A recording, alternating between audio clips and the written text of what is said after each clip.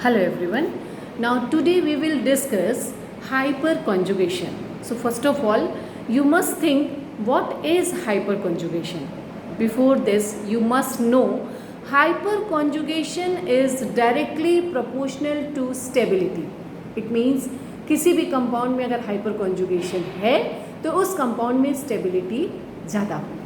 We already discuss plus I effect, minus I effect and resonance, और सबके लिए आपने स्टेबिलिटी और रिएक्टिविटी के साथ रिलेशन देखा है. ठीक है, यहाँ देखिए कि हाइपरकॉन्जुगेशन है क्या, पहले हम ये जानें और ये किस कंपाउंड में पॉसिबल है. So first of all, hyperconjugation is possible in conjugated diene. Is it clear? So again you must think what is conjugated diene. देखिए एक एक पॉइंट को आप क्लियर करते जाएंगे. So conjugated diene means diene where sigma and pi bond exist or present in alternate position. किसी भी diene में अगर सिग्मा और पाई बॉन्ड ऑल्टरनेट पोजीशन पे हैं तो आप उस डाइइन को कॉन्जुगेटेड डाइइन कहेंगे. अब कॉन्जुगेटेड डाइइन में हाइपर कॉन्जुगेशन कैसे एग्जिस्ट करेगा, ये है क्या चीज़, इसके लिए नेक्स्ट पॉइंट आप फोकस करिए, समझिए कि mutual sharing of sigma and pi bond is known as hyper conjugation. Is it clear? This is also known as no bond resonance. हम हाइपर कॉन्जुगेशन को नो बॉन्ड रेजोनेंस भी कह सकते हैं. अब आपको ये समझना है कि किसी कॉन्जुगेटेड डाइइन में सिग्मा और पाई बॉन्ड का म्यूचुअल शेयरिंग कैसे होगा और कैसे हाइपर कॉन्जुगेशन एग्जिस्ट करेगा. तो इसके लिए आपको एक ऐसा एग्जाम्पल एज्यूम करना पड़ेगा जिसमें सिग्मा और पाई बॉन्ड ऑल्टरनेट पोजिशन पे हों. Just think about this. चलिए हम एक एग्जाम्पल कंसीडर करते हैं और इसके लिए हम ले लेते हैं ब्यूटाडाइइन. यहाँ देखिए आप, हाइपर कॉन्जुगेशन ब्यूटाडाइइन में हम डिस्कस करेंगे. ब्यूटाडाइइन का मैंने यहाँ पर स्ट्रक्चर फॉर्मूला बनाया है CH2 double bond CH CH double bond CH2. आप देख पा रहे हैं, अगर इसमें आप आयुपिक नेमिंग करेंगे तो first, second, third, fourth 4 carbon दिख रहे हैं आप. तो इसका नाम आप लिख सकते हैं 1,3-डाइइन ब्यूटेन. क्लियर? यहाँ पर आपको क्लियर समझ में आ रहा होगा कि पाई बॉन्ड और सिग्मा बॉन्ड किस तरह से ऑल्टरनेट पोजीशन पे हैं ब्यूटाडाइइन में.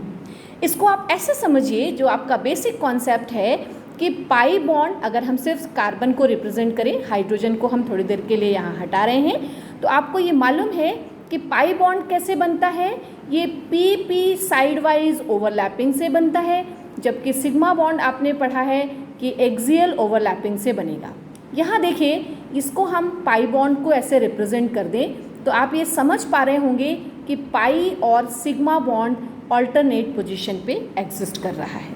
अब देखिए यहाँ पर हमने ये जो लोब बना दिया है, p ऑर्बिटल बना दिया है, ये ऐसा रियलिटी में तो होता नहीं है.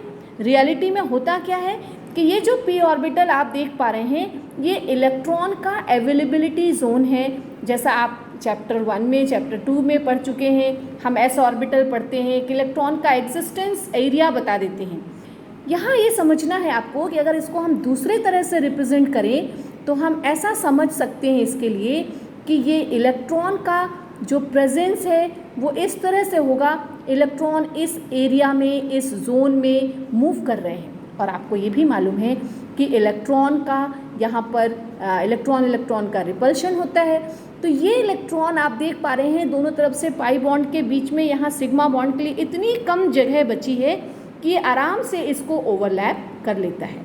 तो इसको हम ऐसा समझ सकते हैं कि ये जो 4 कार्बन ब्यूटाडाइइन के हैं, इसमें एक टर्मिनल से लेकर दूसरे टर्मिनल तक पूरा इलेक्ट्रॉन क्लाउड है. और ये इलेक्ट्रॉन क्लाउड किसका है, ये आपको समझ में आ गया होगा कि ये इलेक्ट्रॉन क्लाउड सिग्मा और पाई बॉन्ड के इलेक्ट्रॉन हैं. ठीक है, तो ये इलेक्ट्रॉन क्लाउड जो मिल गया आपको, ये एक तरह से इन 4 कार्बन को स्टेबिलिटी दे रहा है.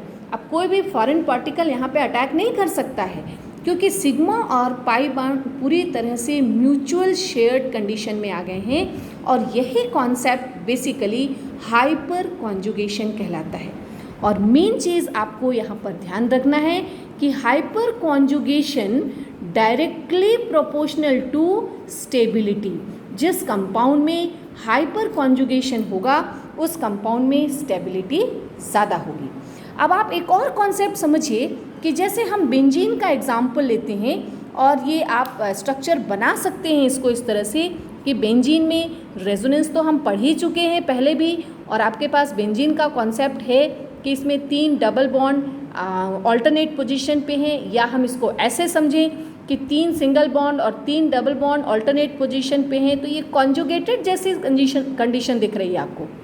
इसको हम अगर ऑर्बिटल के फॉर्म में रिप्रेजेंट करेंगे तो कैसे कर सकते हैं? आप देखिए हर जगह p ऑर्बिटल होगा क्योंकि यहाँ पर पाई बॉन्ड बन रहा है और ये जो पाई बॉन्ड है ये ऑल्टरनेट पोजीशन पे है। अगर हम इसको ऐसे रिप्रेजेंट करें तो आपको समझ में आ रहा होगा कि 3 डबल बॉन्ड ऑल्टरनेट पोजीशन पे मिल गया।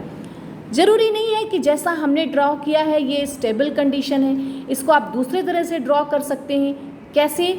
आप ये देखिए कि जो हमने नियरेस्ट p ऑर्बिटल लिया है वो दूसरे साइड से लेंगे। मींस आप डायग्राम में रिप्रेजेंट करके देखिए, डायग्राम में कंपेयर करके देखिए, तो ये जो स्ट्रक्चर मिला ये पूरी तरह से ये जो कार्बन के 6 कार्बन की जो रिंग बन रही है इसमें आप देखिए कुछ सैंडविच जैसा स्ट्रक्चर बनता हुआ आपको दिखेगा, जिसमें दोनों तरफ से इलेक्ट्रॉन बाहर की तरफ, ऊपर की तरफ और नीचे की तरफ होंगे। कैसे?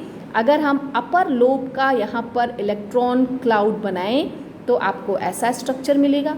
अगर हम लोअर लोब का इलेक्ट्रॉन क्लाउड बनाएं तो ऐसा स्ट्रक्चर मिलेगा। बहुत अच्छा आपको समझ में आ रहा होगा, सैंडविच जैसा स्ट्रक्चर बन गया। तो इसमें रेजोनेंस और हाइपर कॉन्जुगेशन साथ साथ वर्क कर रहा है, ये भी क्लियर हो गया आपको। तो ये कंसेप्ट आपको समझ में आ गया होगा कि hyper conjugation directly proportional to stability.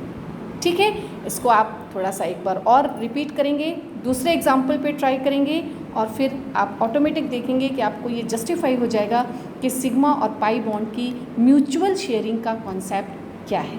ठीक है, इसमें हम इतना ही पढ़ते हैं। नेक्स्ट वीडियो में हम नया टॉपिक पढ़ेंगे। ठीक है, चलिए, ऑल द बेस्ट।